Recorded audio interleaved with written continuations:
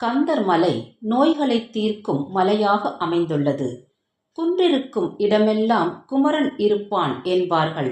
அதற்கேற்றாற்போல் கிருஷ்ணகிரி மாவட்டம் காவிரிப்பட்டினம் அருகில் சுண்டக்காய்பட்டி என்ற கிராமத்தில் மலைமேல் அமைந்துள்ளது கந்தர்மலை முருகன் கோவில். இங்கு அருள்பாலிக்கும் முருகப்பெருமான் பல அற்புதங்களை நிகழ்த்தி வருகிறார்.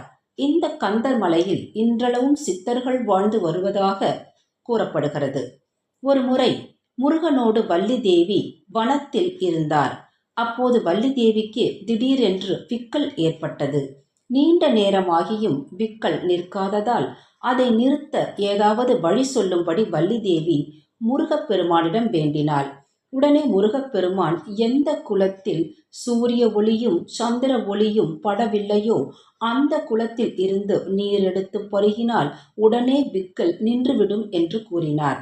அதன்படி வள்ளி தேவி இந்த கந்தர்மலை குளத்தில் நீரெடுத்து பருகியதும் விக்கல் நின்றுவிட்டது. விக்கல் நிற்க வள்ளி தேவி நீர் பருகியதாக கருதப்படும் குளம் வள்ளி குளம் என்று அழைக்கப்படுகிறது. இந்த குளத்தின் மேல் சூரிய ஒளி சந்திர ஒளி படுவதில்லை.